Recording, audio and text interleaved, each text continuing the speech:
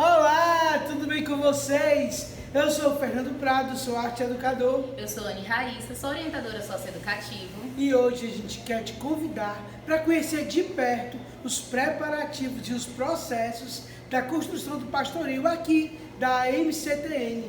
Esse pastoril está cheio de novidades e com muitas coisas boas. Vamos lá? Bora!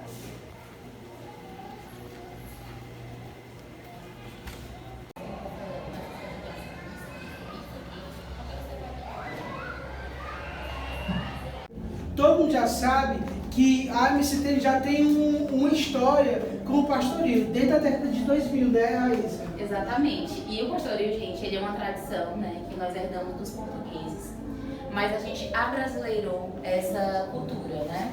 E aí tudo ficou de uma forma diferente, com mais cor, com muito mais elementos, né? E também um pouco uma pegada mais nordestina da coisa. Exatamente. Aqui no Nordeste, isso foi muito presente, a cultura dos pastoris. E é tão presente que cada região acaba fazendo de um jeito. Por exemplo, aqui no Ceará é a tradição do pastoril sagrado. Mas lá em Pernambuco, por exemplo, é o pastoril profano. Aí, gente, é uma esculhambação, de forma de falar. Porque realmente é profano mesmo. As meninas se apresentam com saias curtinhas e aparece um diabo, um palhaço bêbado. Tem muitos personagens que a gente não tem aqui no Ceará. Porque aqui o nosso pastoril ele é sagrado, né? E ele representa a jornada das pastoras até o presépio onde nasceu o menino Jesus. Elas fazem toda uma caminhada. Aí nessa caminhada, elas se encontram com vários personagens, né? E é o que a gente queria apresentar para vocês. Lembrando, gente, que hoje a gente não vai definir nenhum personagem, tá bom? Hoje a gente vai só falar para vocês qual é o papel de cada personagem, o que é que ele faz nessa caminhada até chegar lá ao nascimento de Jesus, tá? E aí, no decorrer do tempo, a gente vai fazer o teste de elenco, a gente vai fazer uma preparação antes, né, com questão de técnicas teatrais, e vocês vão ver, de acordo com a descrição do personagem, com o qual vocês mais se representam, né, se identificam. E aí a gente vai fazer a escolha dos personagens, tá bom? A escolha é sempre democrática. Então, como é que funciona? Se mais de uma pessoa quiser fazer um personagem, a gente faz uma espécie de testes de elenco e quem escolhe é o próprio público, porque é o seu pastoril. Aí tem outra questão, como vão ter várias apresentações, se mais de uma pessoa ensaiar para um personagem, a gente pode alternar. Então, uma apresentação faz um papel e outro. Isso é legal, essa rotatividade, né? Gente, lembrando que esse espetáculo ele é multicultural. Ele tem dança, teatro, música, são várias linguagens juntas, né? O que torna ele mais rico, mais bonito.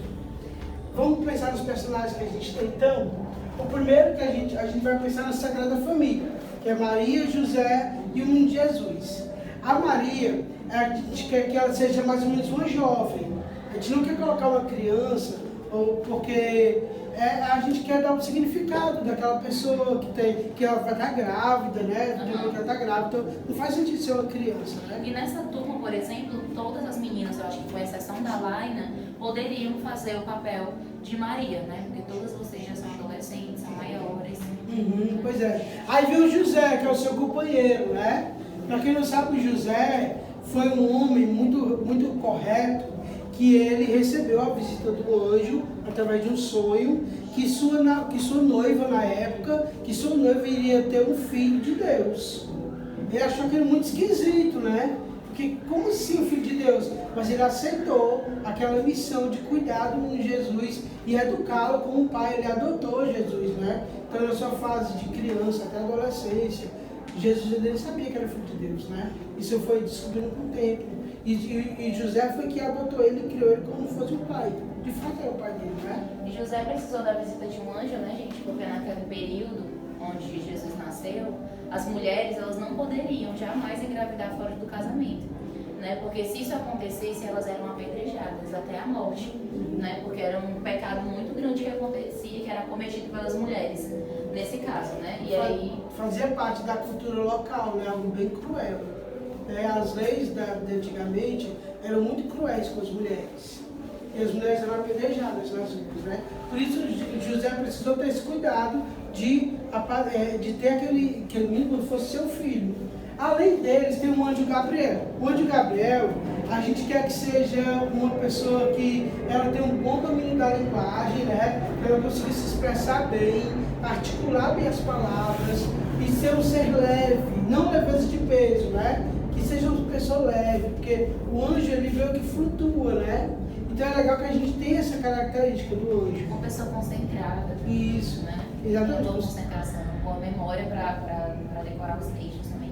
Que não são tantos, mas que exige sim da gente uma concentração, né? Porque o anjo Gabriel ele é um dos personagens que mais tem fala. Isso, ao longo do pastoril. Isso, ele interage com vários personagens, né? E aí, gente, ele não é qualquer anjo, já foi dito, é o anjo Gabriel, que é o anjo mensageiro, né? É o anjo que vem dar a mensagem, é o anjo que faz a comunicação entre os humanos e Deus. Né? E ele é essa ponte de comunicação, o anjo Gabriel. E ele vem anunciar a Maria, vem falar com José. Depois é ele que vem trazendo o menino Jesus no colo, né? Então tem que ser alguém também que tenha, se for fazer uma criança de verdade, que era meu sonho, aí teria que ter alguém que soubesse. Ah, não precisa ser um menino, tá? Pode ser menina também. O anjo Gabriel pode ser uma mulher. Os anjos, eles são assexuados, né? Não tem gênero. Então, não pode ser menina quanto menino. Pronto, aí a gente fala agora das protagonistas, que são as pastoras. São 12 pastoras, 6 em cordão e 6 em outro cordão. São chamadas de cordões, que é como se fossem realmente grupos, equipes, né? Uma fica exatamente em linhas. E elas dançam, cantam, interpretam. Tem os cordões azul e os cordões, assim como tem a camisa aqui, né? Azul encarnado, né? Encarnado é o vermelho. E aí ela tem a mestra do cordão encarnado e a contramestra do cordão azul. E elas ficam brincando com o público e ficam estimulando para ver qual é o cordão mais animado, né? E é legal. E elas se estimulam, meio que elas se disputam, né? Entre elas, porque ela vem e faz uma dança, a outra vem e tenta fazer uma dança melhor do que a dela. Exatamente. Em algumas cidades, gente, é tão forte o pastoril que ele se divide de cordão encarnado e cordão azul. Para fazer literalmente uma torcida. Uma torcida, é muito legal, muito massa. Se ele conseguisse fazer aqui essa disputa sadia, né? Dos cordões, quem anima mais, quem consegue cantar melhor, isso é muito massa, né? Aí, além das 12 pastoras, a gente tem a Diana, que é uma figura central. A Diana ela fica no meio e ela representa a união entre os dois partidos. Ela nem pode ser azul, nem pode ser encarnado. Ela está no meio ali. É neutra, né? Ela é neutra. E ela meio que vai fazendo a costura entre as danças. Inclusive, ela é responsável por alinhar também. Se, por exemplo, ele está dançando aqui, né? A aluna vem para cá, ela pode vir aqui e botar no lugar dela, entendeu? Porque ela fica dançando no meio de todo mundo. Sim, inclusive, esse papel da Diana é um papel muito importante, porque ela tem que estar muito atenta, né? Saber muito bem a coreografia, porque eu acredito que até em alguns momentos ela pode ali ver que alguém está esquecendo a coreografia, ela pode chegar lá e fazer o passo para ajudar a pessoa a relembrar. Né? Assim como a mestra, a outra mestra também, que são as primeiras da fila. Então, se a mestra está aqui e ela está toda desanimada, o cordão dela também está desanimado. Se ela dança errado, se ela vai para um lado e para o outro, o cordão vai junto com ela. Ela pode botar o cordão dela a perder. Por isso que é preciso que as pessoas estejam nas cabeças, a mestra e a contramestra, saibam bastante da coreografia e façam bem direitinho e executem, né? Estejam animadas. Bem legal. Lembrando que tem que ser animado, porque é um cortejo para visitar o Salvador. Gente, é um evento que ficou marcado para a história inteira, né? Nasceu simplesmente a pessoa mais importante de todos os tempos. Nasceu um filho de Deus encarnado. Então, está todo mundo muito feliz. Para os pastores significava que eles iam se livrar das opressões. Né? Então, isso é muito importante. Eles estão muito animados. Tem que ter... Fala aí. Assim. Tem as ciganas, gente, que também são dois personagens super importantes. São dois ciganos, né? E essas ciganas dentro do pastorio, elas vão representar as outras religiões, certo? Porque no caso de Cristo é a religião do cristianismo, né? E aí, nesse caso, as ciganas, elas vêm representar as outras religiões que, apesar de não serem tidas como cristãs, mas também são religiões que acreditam em Cristo, né? Porque cristão significa que acredita em Cristo. E aí, elas ficam incrédulas, né? Como é que vai nascer o rei dos judeus, né? O rei dos reis, num lugar tão pobre? E aí elas interagem também com outro personagem, e eu vou falar logo dele, que é o pastor, né? Porque o pastor, ele quem vai fazer essa interação com as ciganas, é onde ele vai, é o pastor que vai dizer onde que essa criança está nascendo, né? Onde elas vão tirar as dúvidas delas de quem é esse rei que está para nascer. Esse momento é muita fala. Gente, em relação às falas, a gente está tendo uma proposta da gente gravar elas, né? E a gente dublar. Que a gente gravar no estúdio mesmo, né? Igual a Paixão de Cristo também de gravar no celular, não. Vai ser em estúdio, e a gente vai passar bem direitinho, acho que vai ficar mais legal, tá bom? No estúdio. Vai ser massa. E aí, gente, ó, tem os 3 reis magos, né? Os 3 reis magos, a gente queria que fossem 3 pessoas que fossem, eu queria que fossem grandões, que dessem muita visibilidade, né? Eu já vi uma peça, inclusive, os 3 reis magos vinham em perna de pau, achava tão legal, que representa o poder, né? E aí eles vêm e eles se curvam ao menino Jesus. Na apresentação anterior que a gente teve, o Emerson foi, né? Foi, foi um dos 3 reis magos, não foi? Exatamente, ele era o último, né?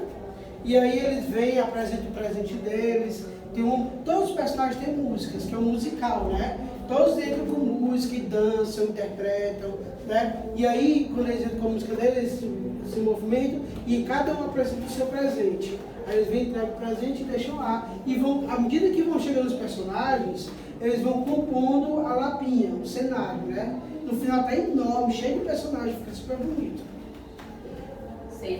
Os anjinhos, né, gente? Os anjinhos, eles vão entrar junto com o anjo Gabriel, né? Eles vão também ficar na formação da lapinha, como o Fernando falou, que é aquele momento onde fica Maria, José, a estrela, fica todo mundo ali junto, formando aquela cena que todo mundo conhece. Quem nunca foi no centro e viu aqueles presépios, né? Que fica bonitinho a Maria, José. A lapinha é como se fosse aquilo, aquele momento onde todos estão ao redor de Cristo quando ele nasce, certo? E aí são 6 anjinhos e também podem ser meninas ou meninos. Representa que esse momento ele é celestial, né? É um momento que é vindo dos céus, não é um dia comum. Então, Deus mandou que anjos viessem fazer guarda, né? Só que vem 6 anjinhos bem bonitinhos. Tem as 4 borboletas, que eu acho um dos momentos mais fofinhos, né? Porque aí nesse caso, gente, não caberia aqui, eu acho que esses personagens, né? Porque precisam ser meninas pequenas, bem pequenas mesmo. Até por conta de questões de figurino, fica muito fofinho, né? Elas usam as asas. E é um momento de muita ternura, né? E vai representar aí, no caso, a questão da natureza, né? A questão da natureza, como ela participa também desse momento sagrado. E aí vem a estrela, que a estrela todo mundo sabe que é aquela personagem que ela vem guiando os reis magos, né? Deus mandou que o estrela pousasse em cima de onde nasceu o menino Jesus, que é para orientar as pessoas que ali estava o menino sagrado. E foi o que aconteceu, as estrelas guiaram os reis magos, e alguns pastores também souberam que ali estava algo grande, né? Algo sagrado, realmente aquele estava. Então a estrela entra toda luminosa, cheia de vida, ela tem movimentos bem largos, como se ela fosse realmente uma estrela, e dos dedos dela saísse luz, né? Como se ela fosse isso, ela é muito luz. E aí vem as floristas, que são 2 meninas, que vêm entregando flores para o público, jogando flores nas pastoras, flores nas borboletas. E elas também representam o povo vindo e homenageando aquele menino que acabou de nascer. E é isso, esses foram os personagens. Agora a gente vai conhecer um pouquinho sobre ver os figurinos que a gente vai trabalhar.